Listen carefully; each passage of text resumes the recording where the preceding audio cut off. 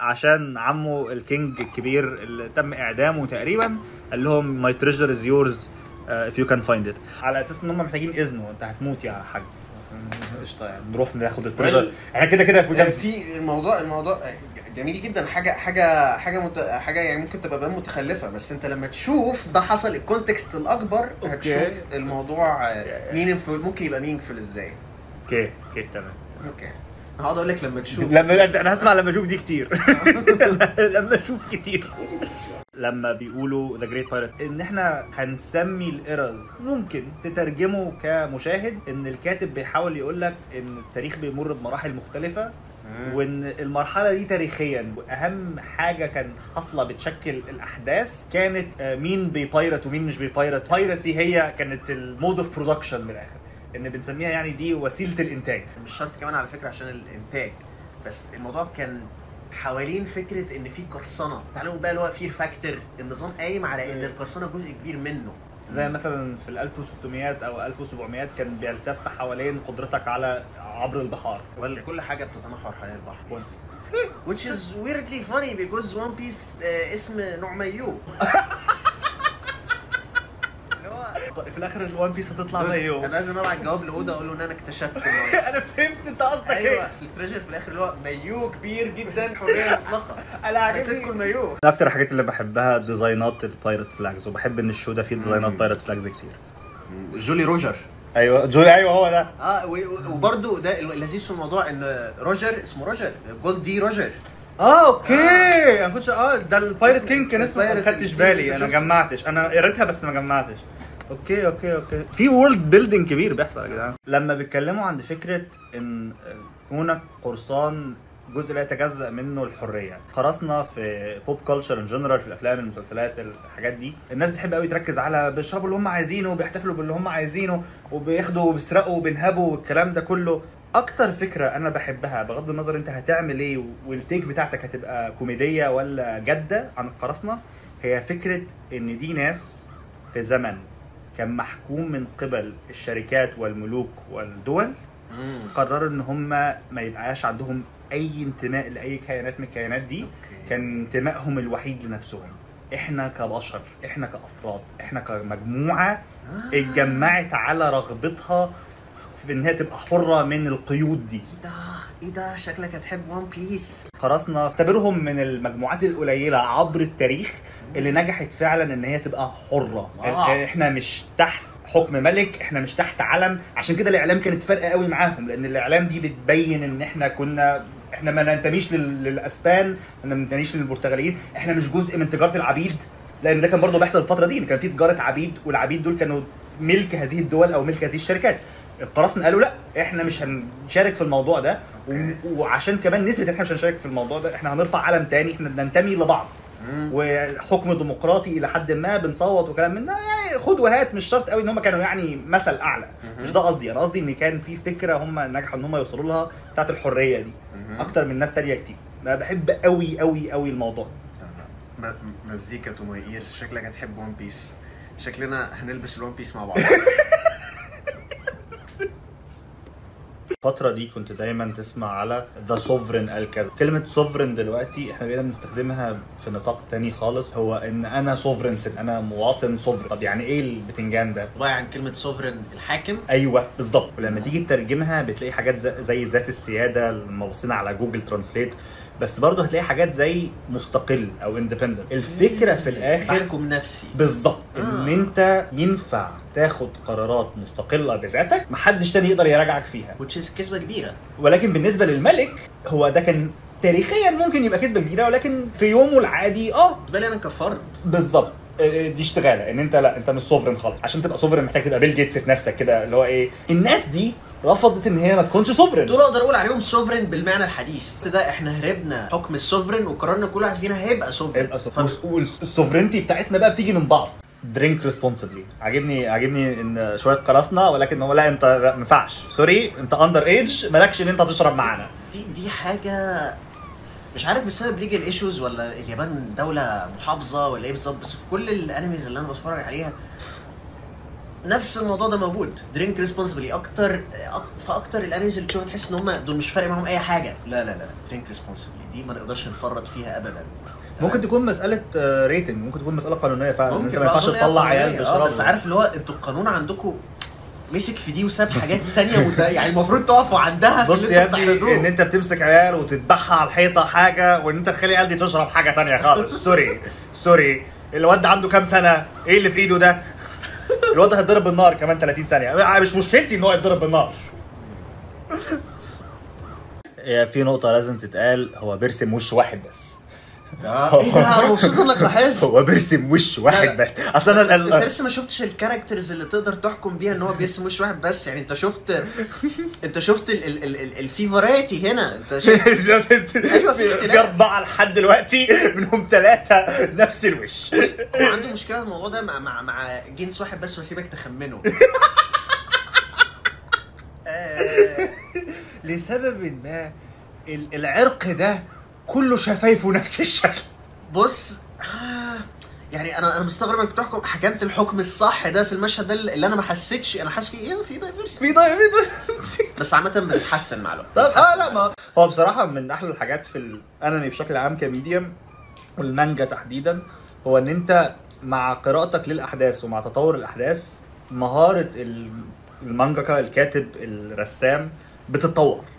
يعني انت اول صفحه في اول ايشو غير اول صفحه في الايشو 40. ده كده انت وصلت لمرحله ايه ده؟ لا هو اتطور معاك. بيتطور. مع ان غريبه ان في المانجا بتاعت ون بيس انا بالنسبه لي في تطورات حسيت ان ايشيرو اودا يعني انا فاهم ان هي من البرسبكتيف بتاعه ان هو تطور، بس كانت بالنسبه لي يا فين ايام زمان في طرق الرسم، حاجات معينه في الرسم.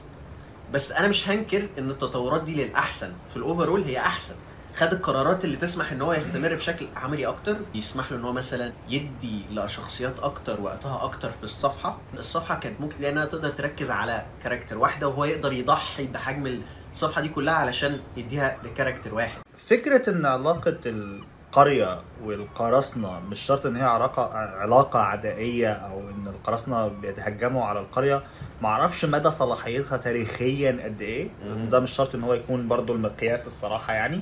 بس نقطة برضو الواحد محتاج يقولها، ان جزء لا يتجزأ من علاقة الخارجين عن القانون والشعب كانت دايما complicated. ما كانش الموضوع ببساطة انت خارج على القانون فاحنا ما بنحبكش وشرير مثلا. بالظبط، ان انت في ناس كانت بتحب المافيا كانوا هم الحماية بتاعتهم. بالظبط، ان لا انت في غياب كيان الحكم او الدولة او القانون الناس دي مالت الفراغ ده، اذا كان بخدمات او بحمايه او بعلاقات. من الاخر يعني ان هم كانوا زي حاجه باراليل انتيتي، كانوا كائن موازي للكيان ده.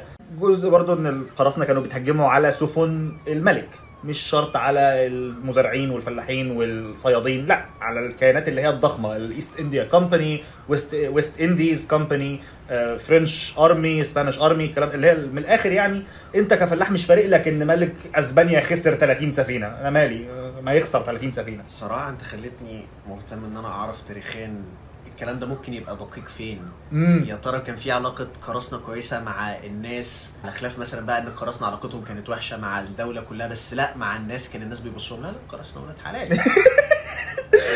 ده قرصان يا بنتي يعني نقدر نطلب فلوسه. انا حاسس انا عايز اعرف لو حاجه زي كده حصلت. يعني اللقطه دي الفرق ماونتن باندتس والبايرتس تلمس بالظبط اللي احنا كنا بنتكلم، ان القراصنه كانوا ممكن يبقوا كيان موازي للحكم اللي تخلى عن او ما وصلش للمناطق دي، بس مش عدائي للناس، بس مش عدائي للناس، عدائي للدوله. والحراميه بقى الهجانين اللي كانوا عايشين في المكان ده هم اللي كانوا عدائيين للناس. نقطه برضو حلوه لازم تتقال هنا، ده مش انتقاد على قد ما هو تعليق موجوده في كل اشكال الميديا، هو ان انت عشان تخلق شرير لازم تخلق اخر، تخلق اذر. يعني مثلا القراصنه اللي كلهم بيحتفلوا حوالين لوفي والكلام ده كله، اشكالهم مختلفه، طباعهم مختلفه، بص لهم تعرف ان هم بني ادمين على طول وليهم حياه وماضي وباك ستوري، لمجرد ان انت شايفهم الوان مختلفه. الاشرار كلهم نفس الشكل، انا اول مره الاحظ كلهم نفس المنظر، كلهم نفس السلاح، نفس الطقم. مش بس لمجرد ان انا محتاج فيجوال لانجويج كلغه مرئيه اوصل لك نقطه ان دول الوحشين فتعرفهم في المشهد من الطيبين، لا، لان انت كمان دماغيا في وجهه نظرك في الابستراكت نظريا دي طريقه رؤيتك للاخر، هو الغريب. اشرار كلهم نفس الشكل، انا اول مره الاحظ طريقه رؤيتك للاخر. خارج عن المألوف. مش شرط ان هو شرير بمعنى ان هو وحش، بس هو مش مقبول، هو مصدر قلق. مش شرط خطر بس ريسك. فيعني دي حاجه احنا كلنا بنعملها في دماغنا في مخيلتنا. انت بقى وشطارتك اللي تعرف تتغلب على مدى وسع الاخر بتاعك ده قد ايه. لو انا مثلا شايفهم ان هم خطر عليا، اقرب ان هم كلهم شبه بعض، بس لو انا مستريح لهم هقدر اشوف بالظبط، افصل ما بين كل شخص والتاني، اشوف ايه اللي مميز. البشر افراد، ما ينفعش يكونوا كيان واحد ما فيهوش اختلافات. الناس اللي انا مش بحطهم في الكاتيجوري بتاعت ان هم خطر، هشوفهم افراد بس اللي بيشكل خطر عليا لوكشه واحده نفس اللون، مدهونين نفس اللون بالظبط. فمش ابيض اسود، هي اسود والوان. الالوان الناس اللي ما بيشكلوش خطر، الاسود الناس اللي خطر عليا. اسود هنا معناها اللون الاسود يا جماعه، مش اسود. يا نهار ابيض، انا اسف. اوكي الابيض خطر عليا والالوان هم كويسين. ايوه دي نقطه حلوه. اوكي، واتس يور نت وورث. اول حاجه بيعملها الماونتن باندت ان هو بيرفع البوستر بتاعه يقول له انا بساوي 8 مليون بلي. انت فاهم انا خطر قد ايه؟ انت كده كام على بعضك؟ ايوه، اللي هو كانك بتقول لك انت النت وورث بتاعك كام؟ ايه قيمتك الماليه؟ ايه قيمتك الماليه؟ انت شايف قيمتي الماليه؟ ايه قدرتك الشرائيه كمان؟ انت اشتري بيك كام فرخه في السوق؟ في نقطه برضه اللي هو ان بني ادم واحد يبقى عليه 8 مليون. انتوا عملتكم طالع ميتينها يا جماعه، انتوا عملتكم مش موجوده. الفكره هنا ان هو عشان يعرف نفسه استخدم القيمه دي. تعال نفرض ان القيمه دي موجوده لكل الناس، بس الشخص اللي يستخدمها عشان يعرف هو مين ده يقول لك حاجه عن الشخص. تجريد، كلام سليم. ذوق قوي شانكس يا جماعه، ذوق قوي. وعلى فكره عن غير اللي وصلني عنه، لان انا كنت متخيل ان هو يعني، فانا متخيل ان هو ممكن يبقى مختلف في المستقبل. كنت متخيل ان هو يعني اشر من كده شويه. ذوق مش عارف وصلني عنه ان هو مش كويس. اوكي انا مش هتكلم، انا مش فاهم انت بتتكلم على ايه. بس شانكس ذوق هو ذوق. خدم القوم سيدهم. لما حته لما بيقولوا يو سيمز لايك تو كلين ومش عارف ايه والكلام ده كله، خدم القوم سيدهم. مبدأ كلنا لازم نتبناه. كويس انت عرفت مين سيدهم. شانكس سيدهم. لما شانكس بيشرح للوفي ليه ردة فعله كانت بهذا الشكل ضد الماونتن باوندتس، نقطة عبقرية. انا شايف ان هي منقوصة قوي كتير عن مش بس اعمال الفنية ولكن الرجالة بشكل عام في حياتهم. ردة فعلي المفروض ما تبقاش انعكاس للفرد اللي قدامي، هي انعكاس للي جوايا. شانكس انسان واثق في نفسه، عارف ان هو يقدر يقوم بالماونتن باندت، وعارف ان الماونتن باندت ما تعداش عليه بشكل كافي لشانكس ان هو يمسح بيه الارض. فبالتالي شانكس اللي هو يلا من هنا، انت مش فارق لي، انا هسيبك تبرطم. يعني بنشوف هنا مثل اعلى، عايز تبقى عيل صغير زي لوفي يقوم يمسك فيه بقى. انا لذيذ انك كنت مستنيك تجيب سيره لوفي. انا عاجبني اللي هو حاطط لك لوفي وحاطط لك شانكس عشان تفهم وجهة النظر دي بتتمثل في ايه. انت راجل كبير ولا عيل صغير؟ شانكس لو كان رد عليه كان زمانه ممكن يأذي القرية، يأذي المكان. نقطة حلوة قوي. الباندز دول خطر على القرية. هو هيمشي. ده درس كتابة حلو قوي الصراحة. ويعني يكاد يكون السهل الممتنع، بس مش عايز اقول عليه السهل الممتنع عشان اكيد هنستخدم الجملة دي قدام، فمش عايزين اوفر يوز ات. بس انت اتقدم لك ان كان في فروت، اتقدم لك ان في تريجر، اتقدم لك ان لوفي كان بيقرا بتاع بياكل فاكهه. ايوه. واتقدم لك قبليها ان لوفي محتاج يتعلم يعوم. والمره الجايه لو شانكس عدى ولقاه بيعرف يعوم هياخده معاه. دلوقتي لوفي عمره ما هيعرف يعوم. واكل الفاكهه دي. فانت دي اللي هو ايه، عايز توصل معلومه للجمهور بتاعك، مش محتاج ان انت حرفيا تمشيهم كل خطوه اللي هو بص الفاكهه اهي، بص لوفي اهو. على فكره لوفي ما بيعرفش لا انت يعني خليها جزء من الحديث. انت محترم المشاهدين بتوعك. ايوه، انت عندك ذكاء كافي انك تسترجع لما نوصل للمرحله دي. بالظبط. نايس. من الحاجات اللي تثبت لك ان انت بتتعامل مع اوثر او بينتر، مانجاكا، كاتب، رسام، محتاجين كلمه عربي للكلمه دي. جامد قوي. هو مانجاكا من الحاجات اللي بتثبت لك ان انت بتتعامل مع مانجاكا جامد قوي، انه يقدر يضيف حاجه واحده بس على الكاركتر ديزاين بتاعه، على شكل الكاركتر بتاعه، وتحوله من بني ادم عادي لذيذ طيوب لبني ادم باداس جامد تنين مجنح. اللي هو ايه، شانكس لبس الكوت المعطف الطويل بقى تنين مجنح، بايرت كابتن. قلعه بقى حد فريندلي ابروتشبل، تقدر تقعد تتكلم معاه وتهزر وتضحك ويتريق عليه ويتريق عليك وكلام من ده. اي حد بيلبس كوت في ون بيس بيبقى هنا يجي الرد على المشهد اللي احنا شفناه قبل كده. ده الرد على المشهد الثاني، ده الرد على مشهد ان شانكس ايه ده، هو قال لي منك هتعمل ايه، هو اللي عمله ما يستحقش ردة الفعل اللي انا لازم اعملها. دلوقتي هو عمل حاجه تستحق ردة الفعل دي. فاكر لما كنا بنقرا كاسكو مونتيادو بيقول لك the 1000 insults of Fortunato I have withstood، اللي هو بس هو عمل حاجه بقى، في حاجه حصلت خلت ان ردة الفعل دي.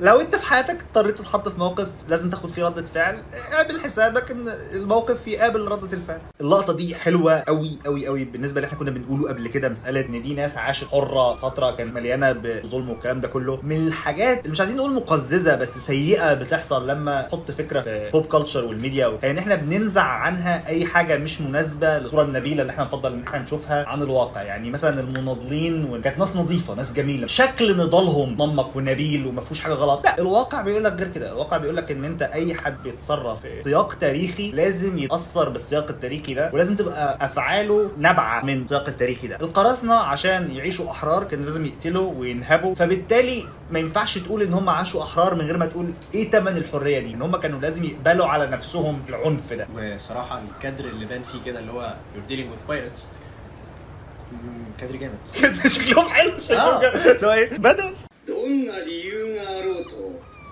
俺は友達を傷つける奴は許さない。 هو قال ناروتو؟ لا لا لا لا قال ناروتو. بالنسبه للانمي الستايل بتاعه كرتوني جدا. انا عاجبني ان مشاهد الخناقات تبعد تماما عن الكرتونيه. ده اجمل حاجه في ون بيس، بيخالف توقعاتك دايما. انا هحط سيجاره في عينه اللي هو ايه ده، انت شكلك ميكي قوي عن كده. على فكره دي الحاجه اللي انا ما كنتش قادر ابلعها وانا صغير لما كنت بشوف حتت من ون بيس، حاسس هو ايه الشكل الغريب ده. وبعد كده اشوف ناس بتنزل دم، ناس بتنزل دم في الكرتون. ده كانت اول مره شفت الموضوع ده وانا صغير، وحسيت ان انا مش فاهم ايه اللي انا شايفه قدامي ده. بس للاسف ما كانش عندي دش ما شفتوش. صراعات اقتصاديه وماليه وبتاع. بس كنت اخد وصلة ديزني فاتفرجت على ديزني. لا جدتي جدتي كان عندها وصلة ديزني، وكل جمعه كنت بروح عندها. لو كنت بت اسبوع عند جدتي ده كان بالنسبه لي يا نهار ابيض نعيم. كانت ديزني يعني مش اي حاجه. وصلة ديزني يا جماعه كان جزء لا يتجزأ من طفوله ناس كتير قوي، وكانت دايما واصله. يعني انا عمري في حياتي ما عرفت حد كان عنده شو تايم. دايما حد سارق وصلة ديزني دي. انا متفاهم سببها الاقتصادي، ان هم ما عندهمش الوقت والمال والمصادر ان هم يورونا كل حاجه. بس دي بتحصل في المانجا، بتحصل في الانمي، ان دايما هنحسسك ان حاجه جامده حصلت، بس عشان ما عندناش الوقت والفلوس هنخلي الكاركترز تقول لك ان اللي حصل جامد قوي. مش دايما بتحصل، مش دايما، بس يعني حاجه موجوده تضطر تعمل معاها. ما اقدرش اعيب على المانجاكا او على الاستوديو لان دي ظروف. اظن كان في تحكم عليك. كان في بانل في المانجا وبين بيكمان بيضربهم تقريبا. اوكي. انا حاسس ان المانجا كانت موريه بطريقه مختلفه، فتقريبا ده كان قرار من الاستوديو. اوكي. بس درس للناس اللي عايزه تكتب، شو دونت اريني ولا تحكي لي ولا تقول لي. لو ينفع تخلي حاجه تتشاف وانا افهمها لوحدي احسن من انت تخلي حد من الكاركترز يغمزني. على فكره اللي حصل ده كان جامد قوي. ما تاخدش بالك. يبقى تنين بكس قوي لو اكل العيل الصغير ده الصراحه، يعني يبقى يعني عينه فارغه قوي اللي هو ايه خله السنان دي هاكلها يعني. يا قانون الغاب بس في البحر. غاب ايه يا بيه؟ ده ما يجيش 2 كالوري على بعض بالنسبه للكائن ده. سعران. ماشي. تاني محمر شرير. كان اسمه ايه البوي بتاع مافيا اللي هو عنده سعار يعني؟ سعار؟ لا ده كلب سعران. احمد السقا مش مافيا ايه، افريكانو. فافريكانو لما احمد السقا بيقول ده بيصطاد من غير ما بياكل، يعني عنده سعار. ايوه غالبا التنين عنده سعار. التنين عنده سعار. تمام. انا سعيد جدا ان هم ما قرروش يلعبوا البروناون جيم اللي هي بتاعت زي بيقول لك the event his father his mother. الطريقه دي مستفزه جدا اللي هو ايه لما يقعد يهنت على حاجه باوضح حاجه ممكنه. فانا سعيد ان شانكس قال لك لايك مي اللي هو قشطه، حد معروف احنا عارفينه. أوكي. لان اوكي ماشي، لوفي ابوه وامه مش موجودين في الصوره. انمي دي بتبقى افلام عربي في العادي، فبيبقى في سيجنيفيكانس ان في حد مش موجود في الصوره، خصوصا لو ابوه وامه، لان انمي والافلام العربي شبه بعض يعني. ف ان هو ما قالش زي ابوه اللي هو يا ترى ابوه مين. فانا مبسوط ان احنا ما عملناش الحركه دي يعني.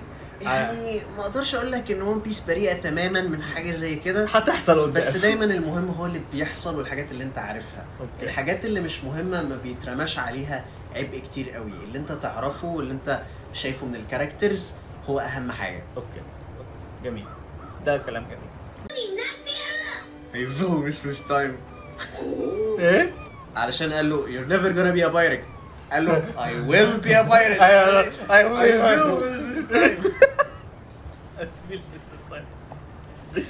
ده مصدر الطاقية.